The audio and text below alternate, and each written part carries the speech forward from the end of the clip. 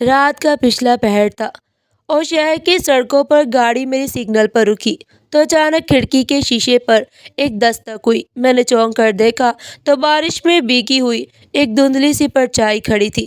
میں نے شیشہ نیچے کیا تو کمزور سی بوڑھی عورت تھی جس کا چہرہ میلی چادر میں چھپا ہوا تھا۔ صاحب، اللہ کے نام پر کچھ مدد کر دو۔ میں نے عادت کے مطابق 20 سے 5,000 کا نوٹ نکالا اور اس کی طرف بڑھایا۔ یہ لو اماں جی، اور دعا دینا۔ اس عورت نے کانپتے ہاتھ سے نوٹ پکڑا، لیکن پھر ایک لمحے کے لیے اس کا ہاتھ رک گیا۔ اس نے سر اٹھا کر میری جانب دیکھا۔ حالانکہ اندھیرے میں مجھے اس کا چہرہ نظر نہیں آیا، لیکن اس کے الفاظ سیدھے میرے سینے میں تیر کی طرح لگے۔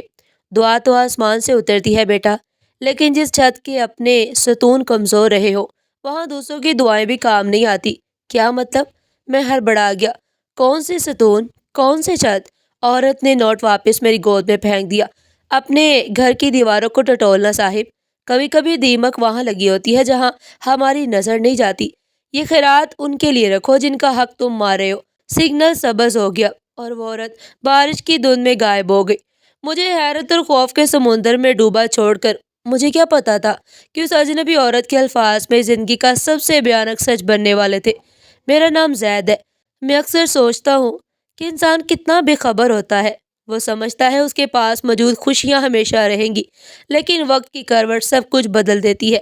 ہم 2 بہن بھائی تھے۔ میں بڑا تھا اور مجھ سے 5 سال چھوٹی میری بہن لیان تھی۔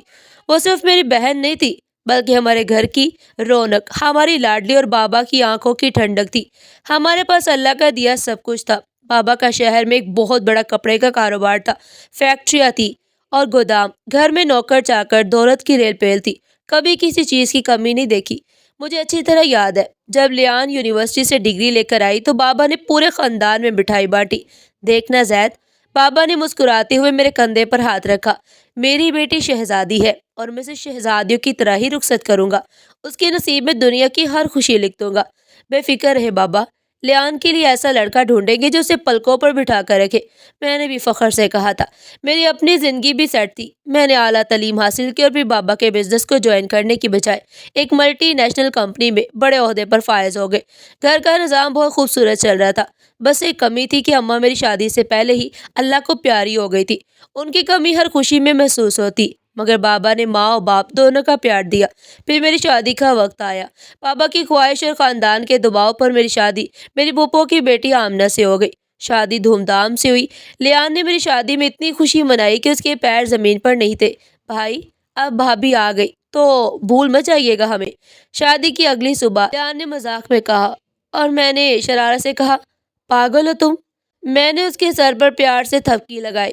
تم میری گڑیا ہو اور ہمیشہ رہو گی۔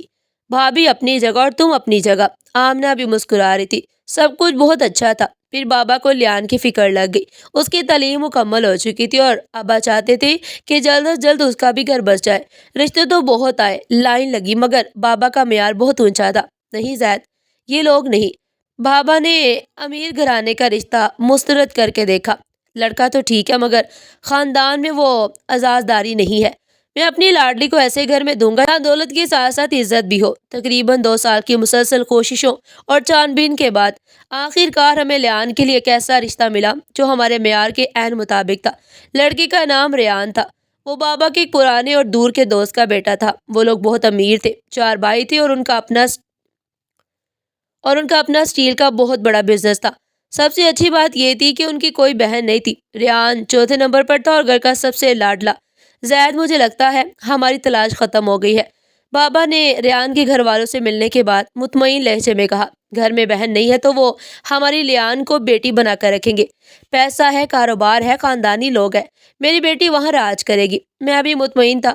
ریان بظاہر ایک سلجھا ہوا اور مہذب نوجوان لگتا تھا۔ ہم نے دھوم دھام سے لیان کی شادی کی، اسے اتنا جہیز اور سونا دیا کہ دیکھنے والوں کی آنکھیں دنگ رہ گئی۔ رخصتی کے وقت لیان بابا کے گلے لگ کر بہت روئی۔ بابا، میں آپ کو چھوڑ کر کیسے رہوں گی؟ وہ سسک رہی تھی۔ پگلی، بیٹیاں تو ہوتی ہی پرائے گھر کے لیے ہیں۔ تم خوش رہو گی تو میرا کلیجہ ٹھنڈا رہے گا۔ بس اپنے گھر کو جنت بنانا۔ بابا نے اس کے آنسو پہنچے تھے۔ لیان اپنے گھر چلی گئی اور شروع کے دنوں میں سب کچھ ویسا ہی تھا جیسا ہم نے سوچا تھا۔ وہ خوشحال تھی۔ ریان کے پاس بے تحاشا دولت تھی۔ اگرچہ وہ گھر میں سب سے چھوٹا تھا مگر خاندانی کاروبار میں سب بھائی برابر کے شریک تھے۔ جب بھی لیان گھر آتی وہ قیمتی کپڑوں اور زیورات میں لدی ہوتی۔ میں دل میں شکر ادا کرتا کہ میری بہن دنیا کی تمام تکلیفوں سے دور ایک محفوظ جگہ پر ہے، مگر ہمیں خبر نہیں تھی کہ یہ قلعہ ریت کا بنا ہوا ہے اور وقتی لہر اسے بہا لے جانے کے لیے تیار کھڑی ہے۔ شادی کے بعد ابتدائی چند سال ایسے گزرے جیسے ہوا کا کوئی خوشگوار جھونکا۔ لیان جب بھی اپنی گاڑی میں آتی اس کے چہرے پر ایک الگ ہی چمک ہوتی۔ وہ گاڑی میں آتی، ڈرائیور دروازہ کھولتا اور وہ قیمتی جوڑوں میں ملبوس اترتی۔ یہ سب دیکھ کر میرا سینہ فخر سے چوڑا ہو جاتا۔ مجھے لگتا کہ میں نے ایک بھائی اور باپ ہونے کا حق ادا کر دیا ہے۔ لیکن زندگی ہمیشہ ایک سی نہیں رہتی۔ وقت نے پلٹا کھایا اور ہمارے سر سے گھنی چھاؤں چھین لی۔ بابا جو ہمارے گھر کا ستون تھے، اچانک دل کے دورہ پڑنے سے ہم سے رخصت ہو گئے۔ وہ دن ہماری زندگی کا سب سے بھاری دن تھا۔ جنازے پر لیان جس طرح دھاڑے مار مار کر رو رہی تھی، وہ مجھے دیکھ کر میرا کلیجہ پھٹ گیا۔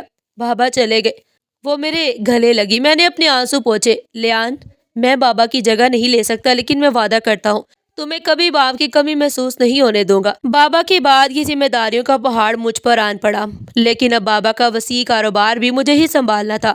میں 2 کشتیوں کا سوار بن گیا۔ صبح سویرے نکلتا، اپنے آفس کی ڈیوٹی پوری کرتا اور شام کو تھکارا بابا کے آفس جا بیٹھتا تاکہ ان کی محنت ضائع نہ ہو۔ زندگی اتنی مصروف ہو گئی کہ مجھے اپنی ہوش نہ رہی۔ آمن اکثر شکایت کرتی، زید آپ تو جیسے مشین بن گئے، بچوں کے لیے وقت نہیں ہے، میرے لیے بھی نہیں۔ اور لیان، اس سے بات ہوئی؟ کتنے دن ہو گئے؟ چلو میں کل اسے کال کر کے بات کروں گا پکا۔ لیکن وہ کل کبھی نہیں آتا۔ کام کا دباؤ اتنا تھا کہ میں گھر آ کر بستر پر گرتے ہی سو جاتا۔ آہستہ آہستہ برسوں کی عادتیں ہفتوں اور پھر مہینوں پر چلی گئی۔ پھر ایک دن تقریباً 6 مہینے بعد لیان اچانک ہمارے گھر آئی۔ باہر اتنی قیمتی گاڑی کھڑی تھی اور وہاں اس کے ساتھ اس کے دونوں بچے انتہائی مہنگے اور برانڈڈ کپڑوں میں ملبوس تھے۔ لیان نے خود بھی بھاری زیورات پہنے ہوئے تھے، لیکن میں نے محسوس کیا کہ اس کے چہرے پر وہ پرانی والی تازگی نہیں تھی۔ شاید تھکن تھی یا شاید میک اپ کی تہہ نے کچھ چھپا رکھا تھا، لیکن میں نے زیادہ غور نہیں کیا۔ ارے لیان، تو اچانک بتایا بھی نہیں؟ میں خوشی سے اٹھ کھڑا ہوا۔ وہ مسکرائی، مگر مسکراہٹ آنکھوں تک نہیں پہنچی۔ بس بھائی، ادھر سے گزر رہی تھی تو سوچا ملتی چلوں۔ ریان کو بزنس کے سلسلے میں دبئی جانا تھا تو میں فری تھی۔ تم تو عید کا چاند ہی ہو گئی۔ 6 مہینے بعد شکل دکھائی ہے۔ میں نے گلا کیا۔ اس نے نظر جھکا کر اپنے دوپٹے کا پلو ٹھیک کیا۔ کیا کروں بھائی، ریان کا کاروبار اتنا پھیل گیا ہے کہ گھر میں بھی ہنگامہ رہتا ہے۔ مہمانوں کا آنا جانا، پارٹیاں، وقت ہی نہیں ملتا۔ اور آمنہ کچن سے چائے اور لوازمات لے آئی۔ میں نے اپنے بھانجوں کو پیار کیا۔ ماشاءاللہ بڑے ہو گئے ہیں، اور کپڑے تو دیکھو، نواب لگ رہے ہیں بالکل۔ بچے، لیان نے فوراً بچوں کو دیکھا۔ ہاں بھائی، ریان بچوں کے معاملے میں بہت حساس ہے۔ کہتے ہیں میرے بچے سب سے بہترین نظر آنے چاہیے۔ میں نے سکون کا سانس لیا۔ شکر ہے اللہ کا تم خوش ہو، تو مجھے اور کیا چاہیے۔ ریان کا کاروبار کیسا جا رہا ہے؟ بہت اچھا جا رہا ہے، اس نے فوراً جواب دیا۔ اللہ کا شکر ہے۔ آپ مجھے اجازت دیں، مجھے جانا ہے۔ میں نے اسے روکنے کی کوشش کی، لیکن وہ یہ کہہ کر چلی گئی کہ ریان انتظار کر رہے ہوں گے۔ میں گیٹ پر کھڑا اسے جاتے ہوئے دیکھتا رہا۔ میری آنکھوں نے صرف وہ چمکتی گاڑی اور اس کے قیمتی کپڑے دیکھے۔ میرا دل مطمئن تھا کہ میری بہن راج کر رہی ہے۔ مجھے کیا پتا تھا کہ پرسکون سمندر کے نیچے کتنے طوفان پل رہے ہوتے ہیں۔ میں واپس اپنی دنیا میں مگن ہو گیا۔ میرا کاروبار دن دگنی رات چگنی ترقی کر رہا تھا۔ میں ہر مہینے لاکھوں کا نفع کما رہا تھا۔ میرے بچے شہر کے مہنگے ترین اسکولوں میں پڑھ رہے تھے اور میں سمجھتا تھا کہ میں نے دنیا فتح کر لی ہے۔ دن تیزی سے گزر رہے تھے اور زندگی اپنی رفتار سے رواں دواں تھی۔ میرے اور لیان کے بچوں کی زندگیوں میں بظاہر کوئی فرق نہیں تھا۔ میرے بچے شہر کے مہنگے ترین گرامر اسکول میں پڑھتے تھے اور مجھے معلوم تھا کہ لیان کے دونوں بچے بھی اسی معیار کے اسکولوں میں زیر تعلیم ہے۔ ایک دن ناشتے کی میز پر آمنہ نے چائے کے کپ میں عطر بڑھاتے ہوئے کہا، زید، بچوں کے اسکول سے نوٹس آیا ہے سمر کیمپ کے لیے۔ وہ اس بار بچوں کو سوئٹزرلینڈ لے کے جا رہے ہیں، کیا اجازت ہے؟ میں نے اخبار سے نظریں ہٹائی، بغیر لاپرواہی سے کہا، ارے بیگم، یہ بھی پوچھنے کی بات ہے، بھیج دو، پیسے کی فکر مت کرو، اللہ کا دیا بہت کچھ ہے۔ میرے بچے اگر دنیا نہیں دیکھیں گے تو کون دیکھے گا؟ آمنہ مسکرائی، ہاں یہ تو ہے۔ ویسے میں سوچ رہی تھی لیان سے بھی پوچھ لوں، شاید وہ بھی اپنے بچوں کو بھیج رہی ہے۔ اس کے بچے بھی تو ماشاءاللہ بہت لائف اسٹائل مینٹین کرتے ہیں۔ ہاں ہاں ضرور پوچھ لینا۔ میں نے اطمینان سے سر ہلایا۔ ریان صاحب کے پاس کون سی کمی ہے؟ ان کے بچے تو شاید پرائیویٹ جیٹ میں جائیں۔ میرے دل میں یہ بات پتھر پر لکیر تھی کہ میری بہن بادشاہوں جیسی زندگی گزاری ہے۔ پیسے کی ریل پیر صرف میرے گھر میں نہیں تھی بلکہ میرے خیال میں اس کے گھر میں مجھ سے بھی زیادہ فراوانی تھی۔ زید ہر مہینے باقاعدگی سے اپنے کاروبار کے منافع میں سے 5 لاکھ روپے الگ کرتا اور غریبوں میں بانٹ دیتا کہ یہ میرا معمول بن چکا تھا۔ ایک دن فیکٹری کے آفس میں بیٹھا تھا تو میرے مینیجر نے فائل میرے سامنے رکھتے ہوئے کہا، سر، یہ اس مہینے کی چیریٹی کی لسٹ ہے، ٹوٹل 5 لاکھ بنتے ہیں۔ میں نے فائل پر ایک طائرانہ نظر ڈالی اور قلم اٹھایا۔ منشی جی، یہ پوچھنے کی بات نہیں ہے، یہ 5 لاکھ میرے لیے کچھ بھی نہیں ہے۔ اللہ نے اتنا نوازا ہے کہ یہ رقم سمندر میں سے قطرے برابر ہے، فوراً تقسیم کر دو، کوئی بھی ضرورت مند خالی ہاتھ نہ جائے۔ دستخط کرتے ہوئے ایک لمحے کے لیے میرا قلم رک گیا۔ میرے ذہن میں خیال آیا، یہ سارا پیسہ، یہ ساری جائیداد اور یہ سارا کاروبار، یہ صرف میرا نہیں تھا، شرعی اور قانونی طور پر اس میں آدھا حصہ میری بہن لیان کا بھی تھا۔ بابا کے انتقال کے بعد وراثت تقسیم ہونی چاہیے تھی، لیکن کاروبار مشترکہ چلتا رہا۔ مجھے یاد آیا، بابا کی وفات کی کچھ عرصہ بعد میں نے لیان سے اس بارے میں بات کی تھی۔ لیان، میں نے اسے چیک دیتے ہوئے کہا تھا، یہ تمہارے حصے کا منافع ہے اور اگر تم چاہو تو جائیداد کا بٹوارہ کر لیتے ہیں، تمہارا حق بنتا ہے۔ لیان نے وہ چیک میرے ہاتھ سے لے کر واپس میز پر رکھ دیا اور بڑے پیار سے میرا ہاتھ تھام لیا۔ بھائی، آپ یہ کیسی باتیں کر رہے ہیں؟ میرے پاس ریان کا دیا سب کچھ ہے۔ اللہ نے مجھے اتنی نعمتوں سے نوازا ہے کہ مجھے پیسوں کی گنتی بھی نہیں آتی۔ آپ یہ پیسہ کاروبار بڑھانے میں لگا دیں۔ یہ فیکٹری بابا کی نشانی ہے، اسے آپ ہی سنبھالیں۔ مجھے جب ضرورت ہوگی میں اپنے بھائی سے مانگ لوں گی، ابھی مجھے شرمندہ نہ کرے۔ اس کی باتیں مجھے مطمئن کر دیا۔ وہ اتنی خوشحال تھی کہ سب باپ کی جائیداد کی ضرورت ہی نہیں تھی۔ میں نے بھی پھر اصرار کرنا چھوڑ دیا۔ میں نے سوچا جب اس کے پاس پہلے ہی اتنا کچھ ہے تو میں کیوں زبردستی حصہ دوں؟ وہ خوش ہیں، میں خوش ہوں، بس یہی کافی ہے۔ لیکن انسان کتنا نادان ہوتا ہے، وہ خاموشی کو رضا سمجھ لیتا اور مسکراہٹ کو خوشحالی۔ میں نے کبھی اس کی آنکھوں میں جھانکنے کی زحمت ہی نہیں کی کہ شاید وہ اپنے زخموں کی وجہ سے مجھے منع کر رہی ہو۔ میں اپنی دولت کے نشے میں اور اپنے نام نہاد سخی ہونے کے زنگ میں اتنا مگن تھا کہ مجھے اپنی سگی بہن کا وہ حق یاد ہی نہ رہا جو اللہ نے فرض کیا تھا۔ مہینے سالوں میں بدلتے گئے۔ لیان ہمارے گھر نہیں آئی تھی۔ میں اپنی زندگی میں، اپنے بزنس ڈیلز میں اور اپنی بیوی کے رشتہ داروں کے ساتھ مل جل میں اتنا مصروف ہو گیا کہ بہن کو جیسے بھول ہی گیا۔ اور ویسے بھی مجھے فکر کس بات کی ہوتی؟ آخری بار جب میں نے اسے دیکھا تھا تو اس کے بچوں کی ڈریسنگ میرے بچوں سے بھی زیادہ شاندار تھی۔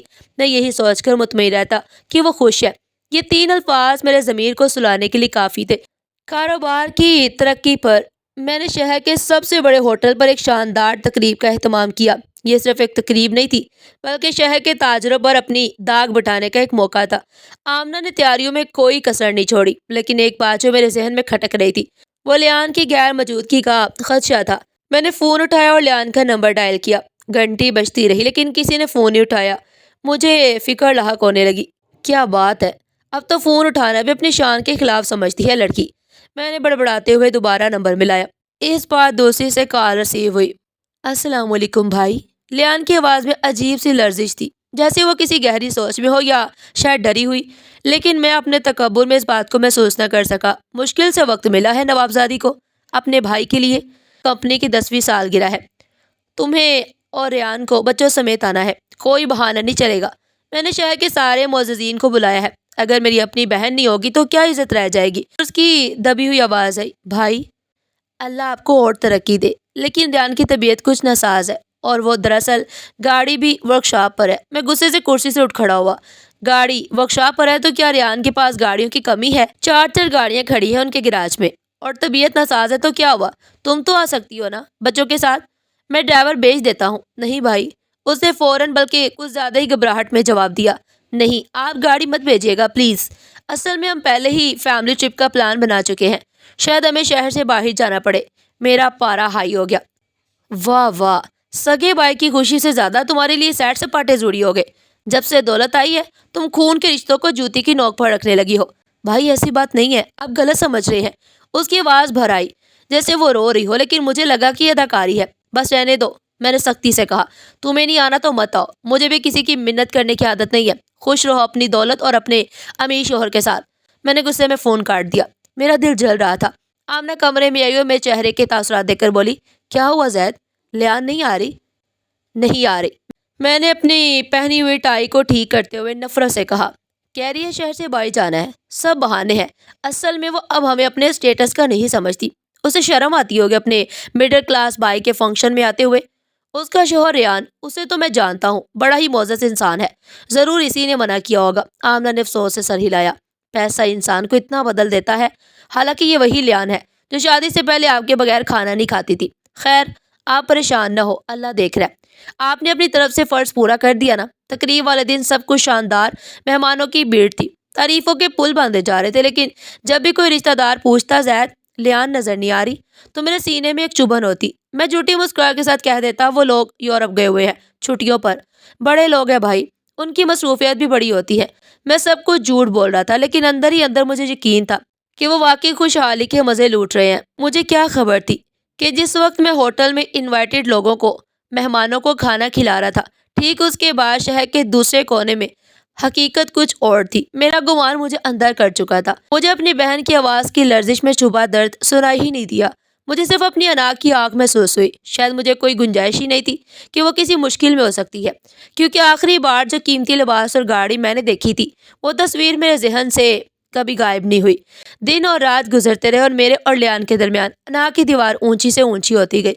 تقریب میں نہ آنے کی وجہ سے میں دل میں ٹھان لی تھی کہ اب میں پہل نہیں کروں گا۔ ایک دن میں دفتر میں بیٹھا فائل چیک کر رہا تھا کہ میرا پرانا دوست اور کاروباری حریف، چائے پیتے ہوئے اس نے اچانک ریان، میرے بہنوئی کا ذکر چھیڑ دیا۔ یار زید، پرسوں میں نے تمہارے بہنوئی ریان صاحب کو صدر بازار میں دیکھا تھا۔ وہ اپنی بڑی گاڑی جو انہوں نے پچھلے سال لی تھی، شاید بیچنے کے لیے ڈیلر کے پاس کھڑے تھے۔ میں نے ہونٹوں پر مصنوعی مسکراہٹ لاتے ہوئے کہا، ہاں، ریان کا تو یہی شوق ہے، اسے ایک گاڑی پسند ہی کا آتی ہے، 6 مہینے چلاتا ہے اور پھر بیچ دیتا ہے۔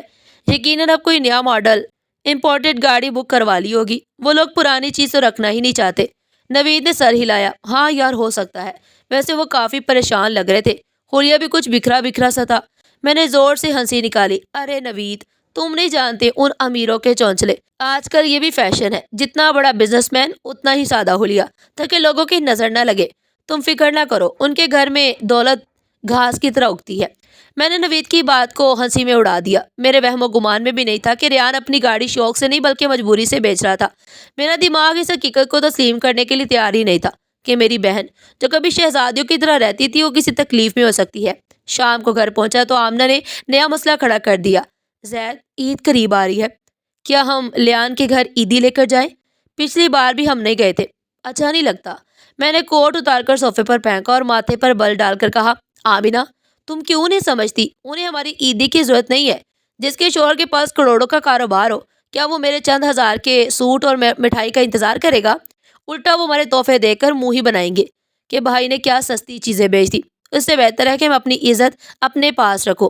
لیکن زید، رشتہ جو ہے نا، آمنہ نے نرمی سے کہا، رشتہ انہوں نے توڑا ہے، میں نے نہیں۔ میں نے سختی سے فیصلہ سنا دیا۔ اس بار عید پر ہم دبئی جا رہے ہیں۔ میں لیان کے نخرے اٹھانے کے موڈ میں نہیں ہوں۔ اگر اسے ضرورت ہوتی، محبت ہوتی، تو وہ خود رابطہ کرتی۔ اسی رات دیر سے میرا فون بجا۔ اسکرین پر لیان کا نام جگمگا رہا تھا۔ میرا دل ایک لمحے کے لیے دھڑکا، لیکن پھر انا غالب آ گئی۔ میں نے فون اٹھایا۔ ہیلو۔ میرا لہجہ سرد تھا۔ دوسری طرف لیان کی آواز آئی، جو بہت دھیمی، بہت ٹوٹی ہوئی تھی۔ بھائی کیسے ہیں آپ؟ میں ٹھیک ہوں۔ خیریت ہے، اتنی رات کو فون کیا؟ میں نے روکھے لہجے میں پوچھا۔ بھائی، وہ مجھے آپ سے کچھ ضروری بات کرنی تھی۔ وہ اٹک رہی تھی، جیسے الفاظ حلق میں پھنس گئے ہوں۔ بولو۔ مجھے صبح جلدی نکلنا ہے، میرے پاس زیادہ وقت نہیں ہے، میں نے گھڑی کی طرف دیکھتے ہوئے کہا، حالانکہ میں فارغ تھا۔ بھائی، اصل میں ریان کا کاروبار، وہ کچھ کہہ کر رک گئی۔ میں نے فوراً بات کاٹ دی۔ کیا ہوا؟ چپ کیوں ہو گئی؟ کیا کوئی فیکٹری لگا رہا ہے وہ؟ دیکھو، اگر تم انویسٹمنٹ کا مشورہ دینے کے لیے فون کر رہی ہو تو شکریہ۔ میرا اپنا بزنس بہت اچھا چل رہا ہے، ماشاءاللہ۔ اس مہینے میں نے 5 لاکھ روپے غریبوں میں راشن کے لیے رکھے ہیں۔ اللہ کا بڑا کرم ہے۔ دوسری طرف گہری خاموشی چھا گئی، جیسے سانس رک گیا ہو۔ کچھ دیر بعد اس کی بہت مدھم آواز آئی۔ بہت اچھی بات ہے بھائی، اللہ آپ کو اور دے۔ آپ غریبوں کا بہت خیال رکھتے ہیں، خدا آپ کے نصیب اچھے کرے۔ آمین۔ چلو پھر بات ہوتی ہے، میں سو رہا ہوں۔ میں نے فون بند کر دیا۔ مجھے لگا وہ میری کامیابی اور سخاوت سے متاثر ہو کر خاموش ہو گئی ہے۔ مجھے خبر ہی نہ ہوئی کہ اس خاموشی کے پیچھے ایک چیخ تھی جو میرے تکبر کے شور میں دب گئی۔ وہ شاید مدد مانگنے کے لیے فون کر رہی تھی، لیکن میرے 5 لاکھ کی خیرات والے جملے اس کی زبان پر تالا بن گئے۔ وہ سمجھ گئی تھی کہ جو بھائی دنیا میں نام کمانے کے لیے خیرات بانٹ سکتا ہے، وہ شاید اپنی بہن کی مدد نہ کرے۔ میں جیت کر بھی ہار گیا تھا اور وہ خاموش رہ کر بھی سب کچھ کہہ گئی تھی، مگر میں بہرا ہو چکا تھا۔ لیان کے اس فون کو کئی مہینے گزر چکے تھے۔ موسم بدل گیا، ہوائیں بدل گئی اور ساتھ ہی میرے رویے میں بھی مزید سختی آ گئی۔ میرا کاروبار عروج پر تھا، नई गाड़ी, नया बंगला और नए ताल्लुकात, इन सब की चमक ने मुझे वो बहन भुला दी जो उसी शहर में कहीं सांस ले रही थी। एक शाम मैं घर लौटा तो आमना बहुत परेशान बैठी थी। क्या हुआ, तबीयत तो ठीक है? मैंने कोट उतारते हुए पूछा। आमिना ने बेचैनी से हाथ मलते हुए कहा, मुझे लियान की बहुत याद आ रही है। कल रात मैंने ख्वाब में देखा कि वो बहुत रो रही है। मेरा दिल मान ही नहीं रहा। प्लीज़ एक चक्कर लगाएं। 6 महीने हो गए, कोई राब्ता नहीं, कोई खबर नहीं। मैंने बेजारी से पेशानी रगड़ी। आमना, तुम भी कमाल करती हो। वो लोग अपनी ज़िंदगी में मस्त हैं। तुम्हें याद है ना पिछली बार उसने कैसे फ़ोन पर बात काटी? उन्हें हमारी ज़रूरत नहीं है। मगर जैद, कल मैंने बाजार में किसी से सुना था कि रेयान साहिब ने अपना वो डिफेंस वाला बंगला बेच दिया। आमना ने डरते डरते इंकिशाफ किया। मैं चौंक कर सोफे पर सीधा हो बैठा। बंगला बेच दिया? तो क्या हुआ? यकीनन उसे बड़ा फार्म हाउस लिया होगा। रेयान जैसे लोग एक जगह टिक कर थोड़ी रहते हैं, वो इन्वेस्टमेंट करते रहते हैं। तुम ख्वाह वहम पाल रही हो। फिर भी एक बार चलने में क्या हर्ज है? अगर वो इतना ही अमीर हो गए हैं तो हम मुबारकबाद देकर वापस आ जाएंगे। मेरी तसल्ली हो जाएगी। आमना की आवाज़ में इल्तिजा थी। मैंने तवील सांस खारिज की। ठीक है, तैयार हो जाओ। वैसे भी मुझे अपनी नई गाड़ी का टेस्ट ड्राइव लेनी है। उनके घर के बाहर अपनी नई चमचमाती गाड़ी खड़ी करूंगा तो उन्हें भी पता चलेगा कि जैद वो पुराना जैद नहीं रहा।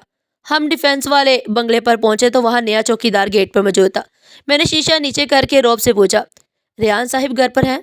चौकीदार ने अजीब नज़र से मेरी गाड़ी को देखा और कहा, साहिब वो लोग तो ये कोठी बेचकर कब के जा चुके हैं।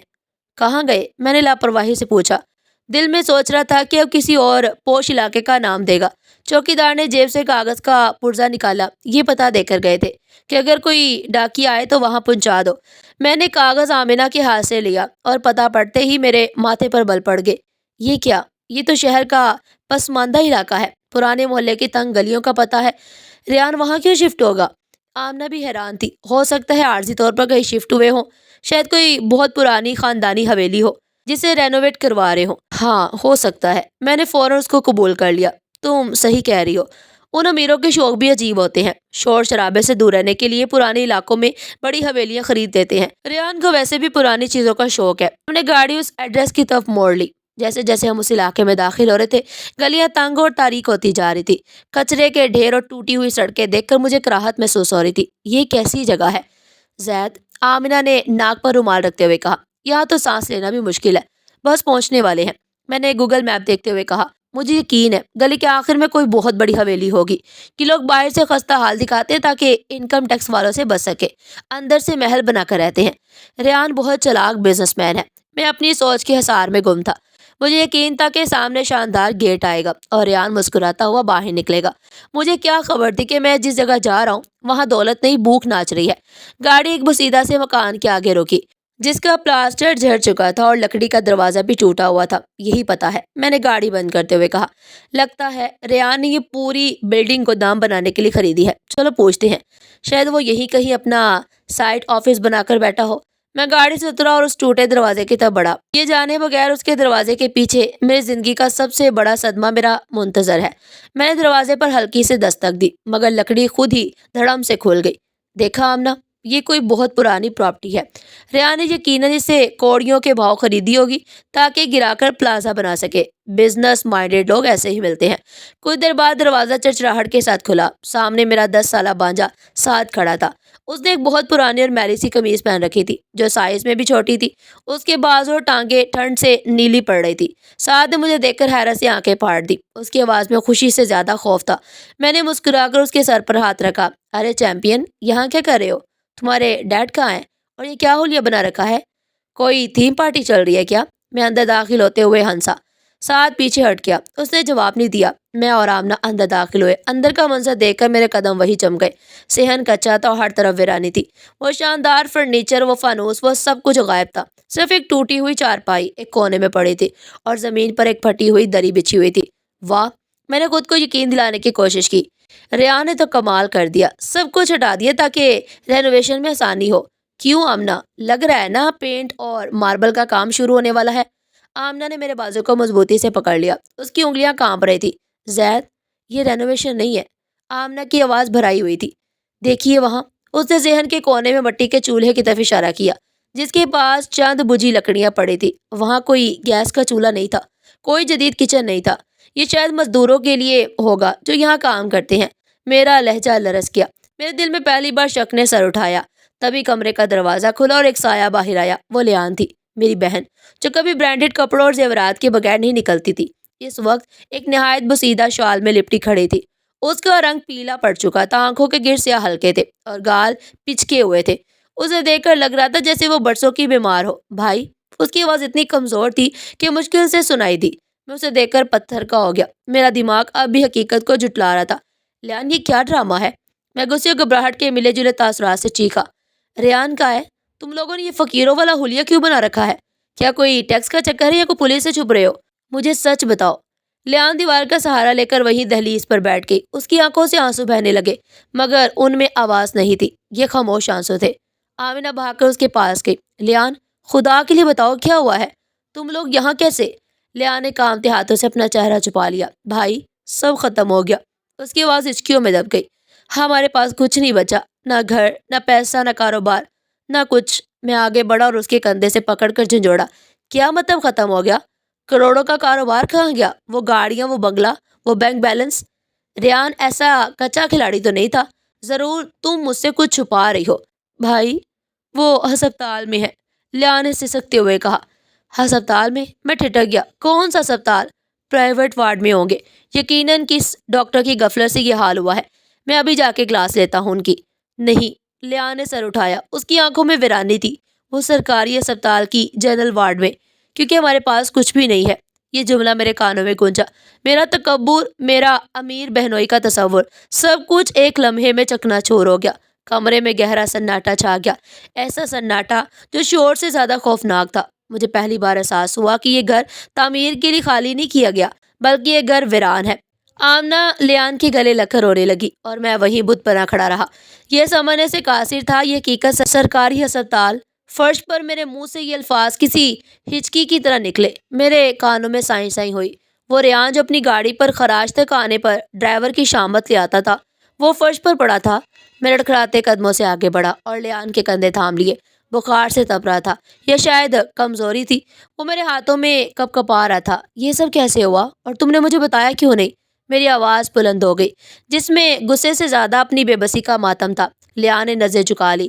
3 دن ہو گئے بھائی، انہیں شاید ہارٹ اٹیک ہوا تھا۔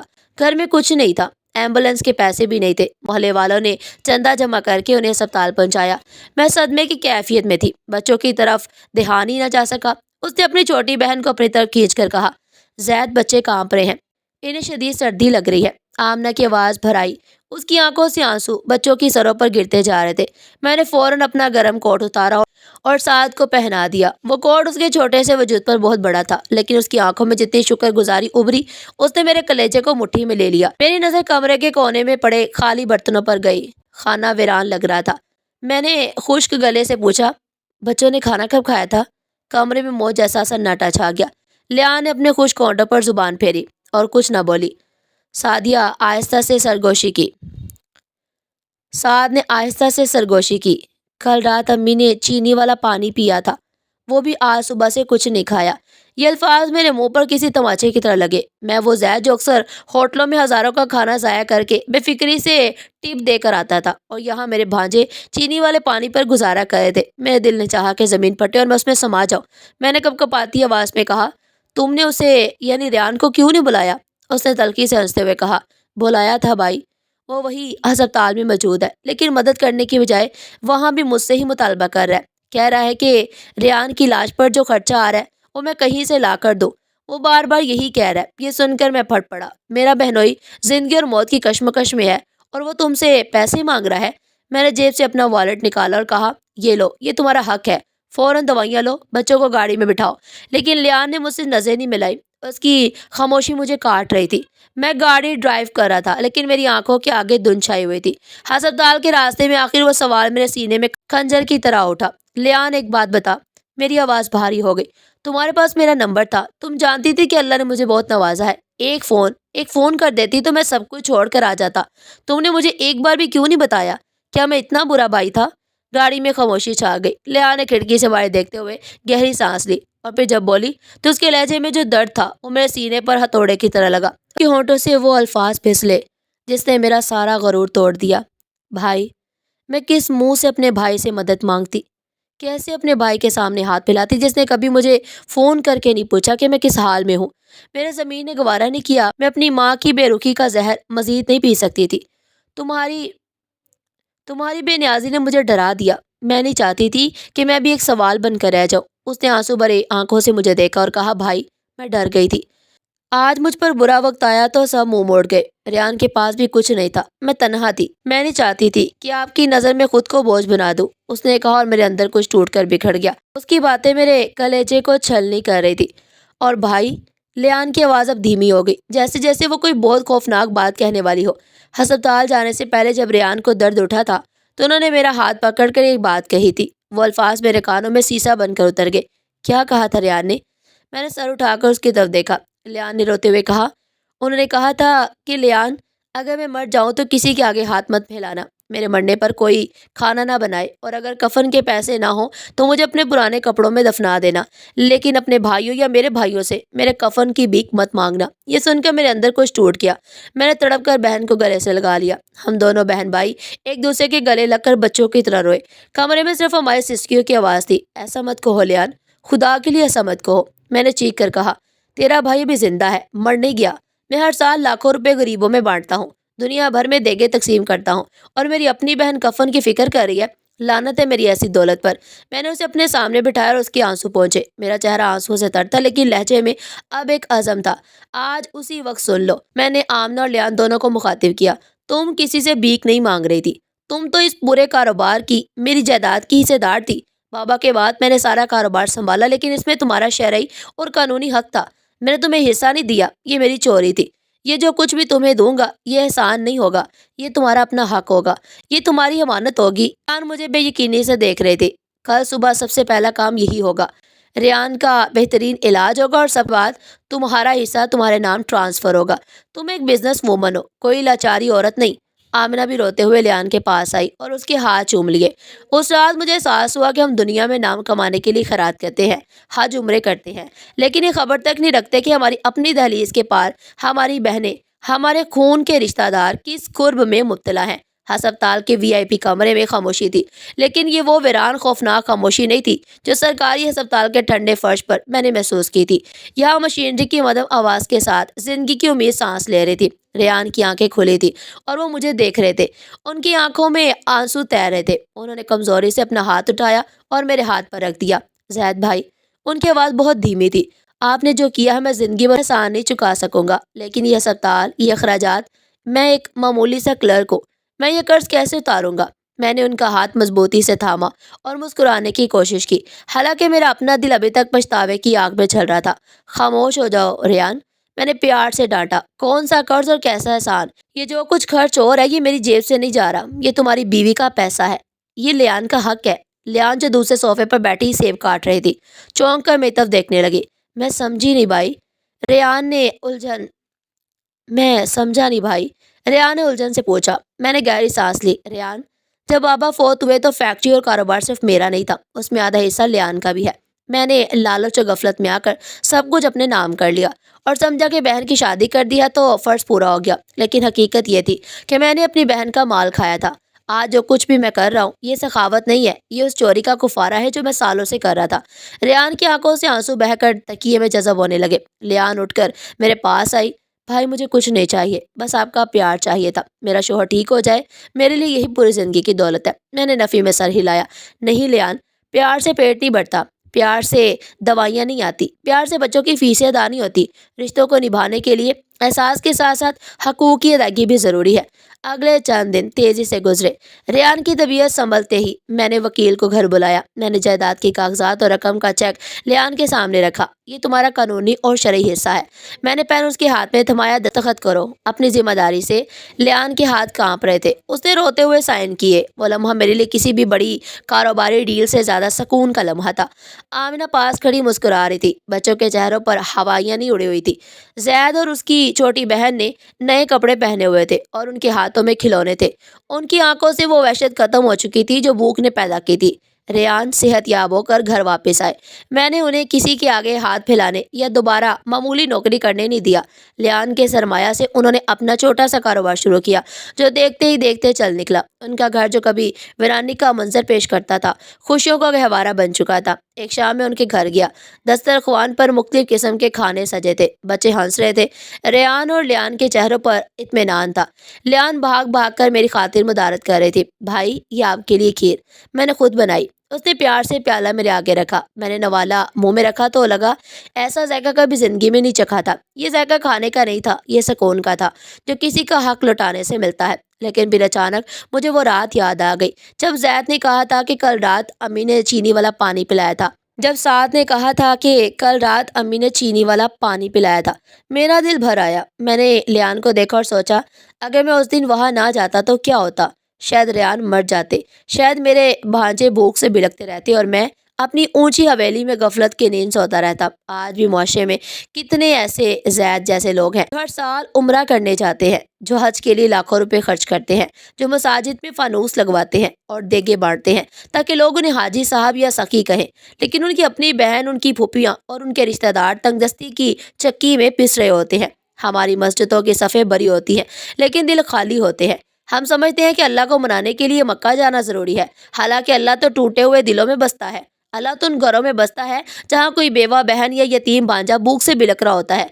मैंने उस दिन तौबा की, सच्ची तौबा। मैंने अहद किया कि मेरी खैरात का पहला हकदार मेरा घर, मेरा खून होगा। अगर मेरा पड़ोसी, मेरा रिश्तेदार भूखा है तो मेरा हज कबूल नहीं हो सकता। कहानी के आखिर में मैं आप सबसे सिर्फ इतना कहना चाहती हूँ कि अपने आसपास देखें। कभी कभी हम ख्यालों की दुनिया में इतने ऊंचे हो गए होते हैं कि हमें अपनी बहन के घर की चूल्हा बुझने की खबर भी नहीं होती। वो अपनी पुरानी चादर में गुर्बत छुपाकर आपके सामने मुस्कुरा रही होती है। अल्लाह के नाम की खैरात मैयतों पर खड़े होकर करने से पहले जिंदा रिश्तों के हकूक अदा करना ज़रूरी है। रोज़े महशर अल्लाह आपसे नमाजों के बाद सबसे पहले हकूकुल अबाद और सिला रहमी के बारे में सवाल करेगा। नाज़रीन, आपको हमारी आज की कहानी कैसी लगी? कमेंट सेक्शन में अपनी कीमती राय का इजहार ज़रूर कीजिएगा और इस तरह की मज़ीद सबक आमूज़ कहानी सुनने के लिए चैनल को सब्सक्राइब करें, वीडियो को लाइक करें और ज़्यादा से ज़्यादा शेयर करें। फिर मिलते हैं एक नई कहानी के साथ, तब तक के लिए अल्लाह हाफिज़।